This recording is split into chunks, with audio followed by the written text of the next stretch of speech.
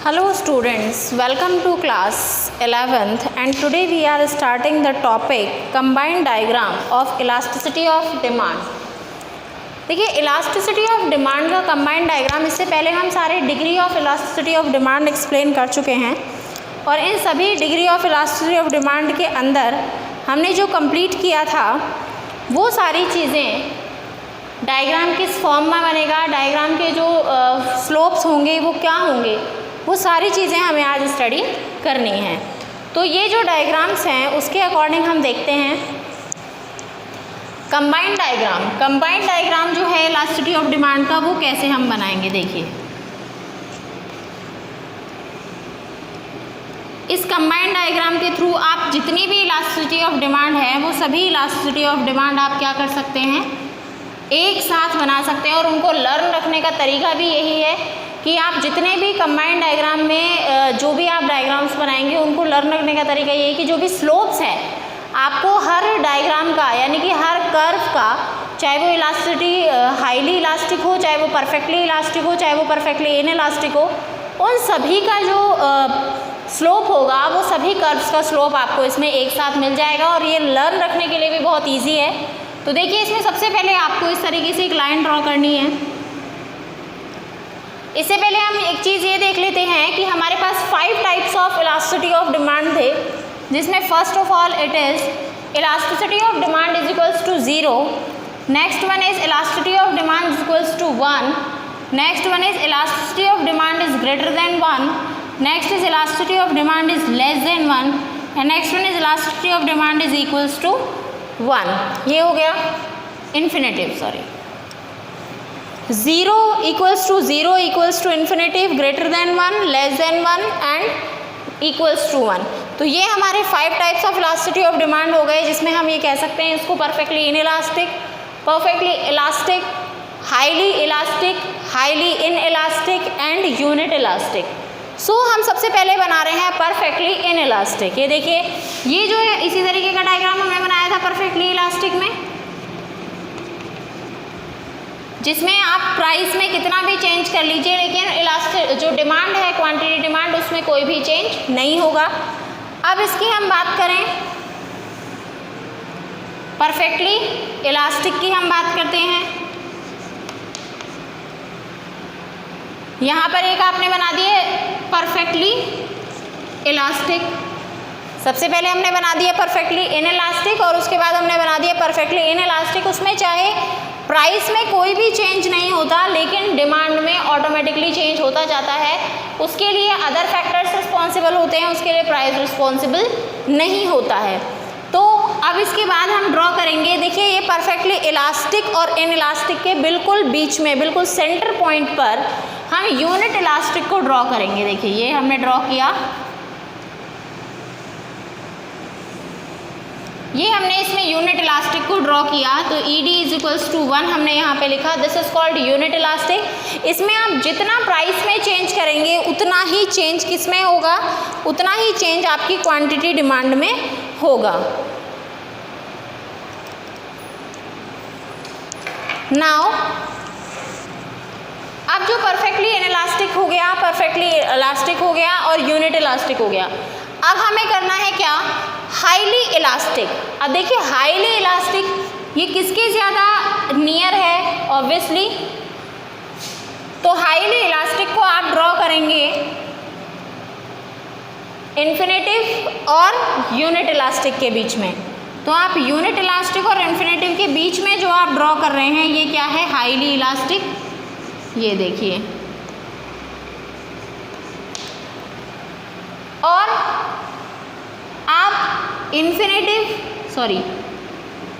0 और unit elastic के बीच में जो आप ड्रॉ कर रहे हैं वो है आपका इज हाईली इनइलास्टिक। ये हो गया आपका हाईली इनइलास्टिक। अब आप कहेंगे इनको लर्न कैसे रखेंगे, ये तो हमने डायग्राम ऐसे ही बना दिया। आप इस तरीके से डायग्राम शो कर लीजिए और उसको डायग्राम को शो करने के बाद देखिए आपका यहाँ से ये सीक्वेंस में चलेगा, बिल्कुल 0 less than 1 equals to 1 greater than 1 and infinitive.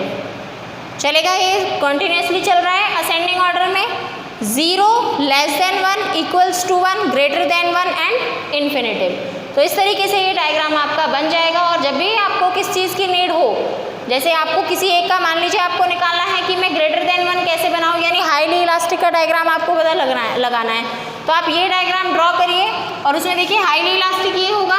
Highly elastic का डायग्राम कैसा है, मोर स्लोपी है, तो आप उसको इस तरीके से ड्रॉ कर दीजिए। और इस तरीके से ड्रॉ करेंगे तो ये देखिए आप प्राइस में ज़रा सा चेंज करने पर क्वांटिटी में बहुत ज़्यादा चेंज हो रहा है।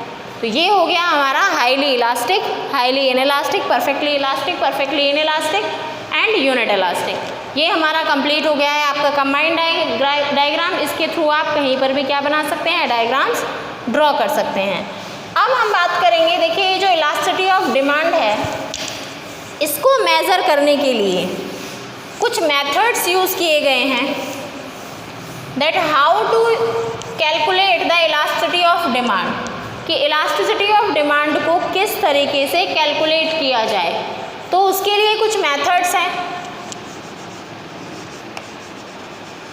Methods to calculate elasticity of demand.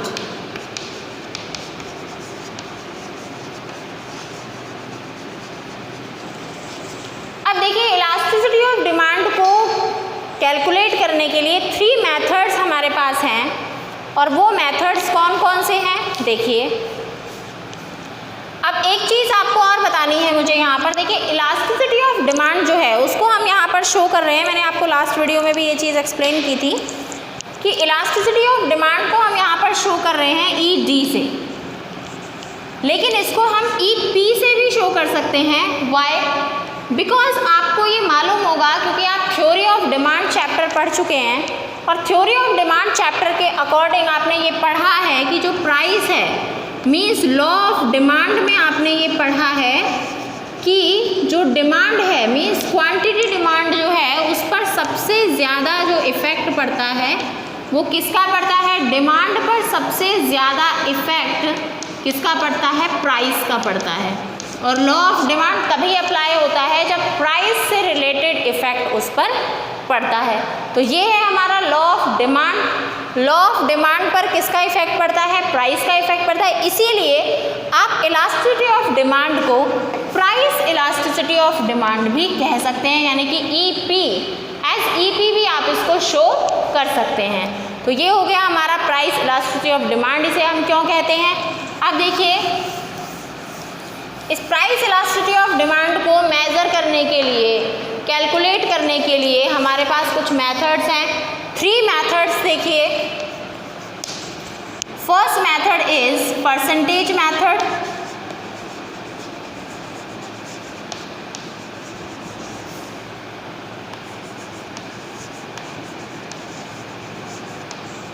second method is, first method is percentage method, second method is total outlay method.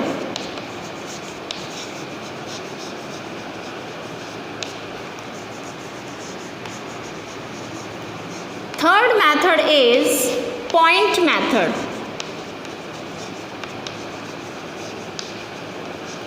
So here are the 3 methods to measuring the elasticity of demand. Elasticity of demand को measure करने के लिए 3 methods हैं आपके पास, और ये 3 methods क्या हैं, कैलकुलेट करने के लिए कौन कौन से methods हमें दिखे गए हैं, percentage method, total outlay method and point method. यहाँ पे टोटल आउटले जो मेथड है इसको आप टोटल एक्सपेंडिचर मेथड भी कह सकते हैं।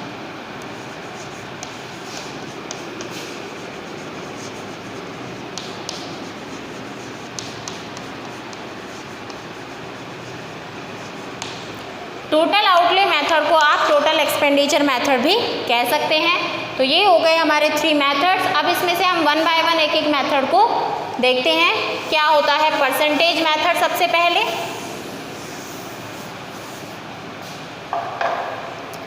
देखिए परसेंटेज मेथड के थ्रू आप कैसे निकाल सकते हैं। देखिए अभी इससे पहले जब हमने types of elasticity of demand किया था, तो types of elasticity of demand में हमने एक मेथड से हमने उसका निकाला था, फॉर्मूला निकाला था, फिर percentage change in quantity demand upon percentage change in price of the commodity.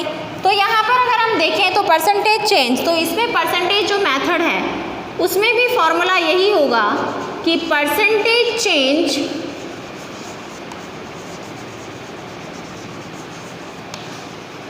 In quantity demand of a commodity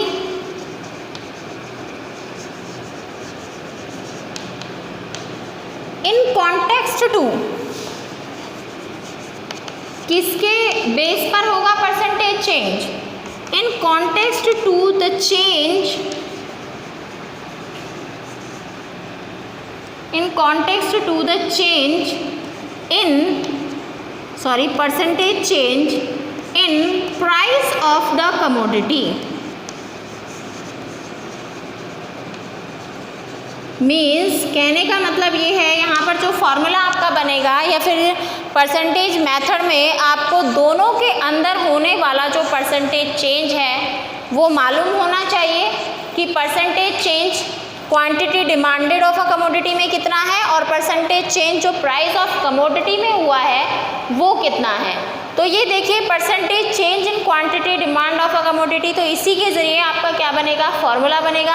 अब ये जो आपको मैंने डेफिनेशन बताई है, ये जो टेक्स्ट है इसको हम किस में चेंज करते हैं, इसको अब हम फॉर्मूलाज के फॉर्म में लिख लेते हैं। देखिए फॉर्मूला के फॉर्म में इसको हम कैसे लिखेंगे, ई डी और ई पी भी लिख सकते हैं इसको हम, we have explained this. E P is equal to percentage change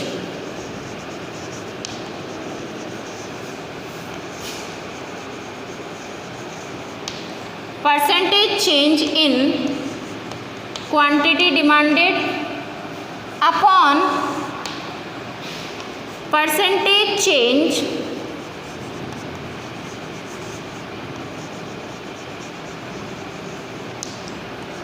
in price of the commodity।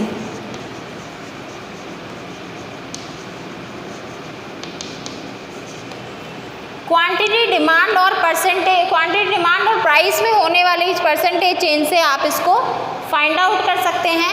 अब देखिए इसका फॉर्मूला जो है वो किस तरीके से डिराइव होगा, इसको कंप्लीट कर देते हैं।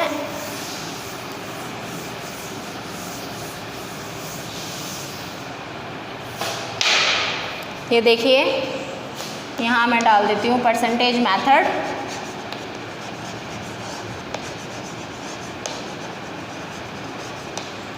उसमें यहाँ पे हम फॉर्मूला लिख रहे हैं, E P is equals to, E P means price elasticity of demand, price elasticity of demand, इसमें हम यहाँ लिखेंगे E P is equals to percentage change. तो उसको हम किस तरीके से शो कर सकते हैं, देखिए इस तरीके से लिख देते हैं, percentage change in quantity demanded upon percentage change in price. Percentage change in quantity demanded और परसेंटेज चेंज इन प्राइस, ये हमने कर दिया। अब ये देखिए कि हम परसेंटेज चेंज जो है क्वांटिटी डिमांडेड में, इसको हम कैसे निकालेंगे। देखो किसी भी कोई भी कमोडिटी है उसमें होने वाला, या कोई भी नंबरिंग है, कोई भी क्वांटिटिव इन्फॉर्मेशन है, उसमें होने वाले चेंज को आप कैसे फाइंड आउट करेंगे कि पहले जो था यूनिट, पहले जो क्वांटिटी थी वो, और अब जो क्वांटिटी है वो, यानी जो चेंज हुआ अपॉन में ओरिजिनल क्वांटिटी इनटू 100। तो आप इसको इसी तरीके से फाइंड आउट कर सकते हैं कि change in quantity upon original quantity कैसे कर सकते हैं इसको। देखिए percentage change in quantity demand कैसे निकालेंगे, change in quantity, change in quantity demand upon original demand into 100। ये हमने ऊपर का सॉल्व किया। अब हम percentage change in price solve करेंगे, तो डिवाइडेड बाय, बिकॉज डिवाइड हो रहा है यहाँ पर, परसेंटेज चेंज इन प्राइस, इसमें कैसे करेंगे हम, change in price upon original price, या पहले की जो प्राइस है, into 100। क्लियर? अब देखिए क्वांटिटी डिमांडेड में होने वाला चेंज, यहाँ पे 100 से 100 कैंसिल कर देते हैं, ठीक है। तो इसको हम लिख सकते हैं डेल क्यू, और ओरिजिनल डिमांड जो है उसको हम लिख सकते हैं क्यू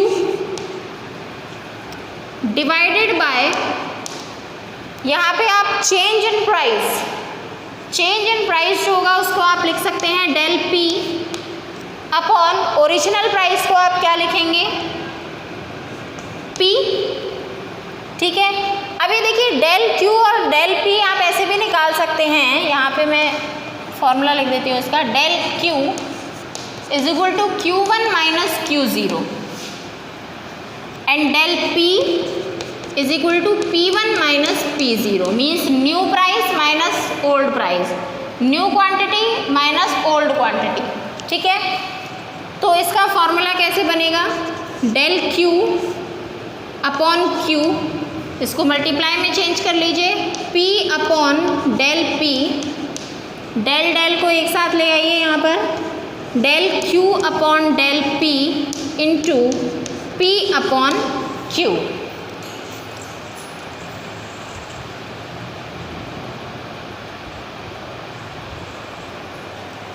तो ये हो गया हमारा परसेंटेज मेथड, परसेंटेज मेथड ये कंप्लीट हो गया है हमारा, इसमें ये आपका फॉर्मूला है, और ये हो गया हमारा परसेंटेज मेथड से हम कैसे elasticity of demand find out करेंगे, ठीक है। मैथमेटिकली अगर हम देखें इस फॉर्मूला को तो प्राइस इलास्टिसिटी ऑफ डिमांड जो आती है हमेशा, देखिए ये समझ में आ गया होगा, एक बार और देख लीजिए इसको। सबसे पहले percentage change in quantity demand upon percentage change in price. अब percentage change in quantity demand हम कैसे डिराइव करेंगे, change in quantity demand upon original demand multiply by 100 upon change in price upon original price multiply by 100। Change in quantity demand आप किस तरीके से find out कर सकते हैं, Q1 माइनस Q0 करके, यानी कि new price minus original price. ऐसे ही चेंज इन प्राइस को आप कैसे डिराइव कर सकते हैं, new price minus original price. तो इस तरीके से आप कर सकते हैं। तो दोनों में से 100 to 100 कैंसिल हो गया, del Q upon Q divided by del P upon P, इसको आपने सॉल्व किया तो आपका फॉर्मूला बन गया del Q upon del P into P upon Q. अब देखिए जो हमारा ये क्वेश्चन है या जो मेथड है, इसमें ज़्यादातर जो आपका इलास्टिसिटी ऑफ डिमांड आएगा वो आपका आएगा नेगेटिव फॉर्म में। तो ये नेगेटिव यानी माइनस में क्यों आएगा ये बता सकते हैं आप, क्योंकि देखिए नेगेटिव फॉर्म में इसका आने का जो रीज़न है वो रीज़न क्या है, क्योंकि नेगेटिव फॉर्म में इसलिए आता है क्योंकि देखिए इसका नेगेटिव फॉर्म में आना क्या शो करता है, इसका नेगेटिव फॉर्म में आना ये शो करता है कि यहाँ पर price and quantity demand of commodity, price and quantity demand of commodity में कैसा रिलेशन होगा, नेगेटिव रिलेशन होगा।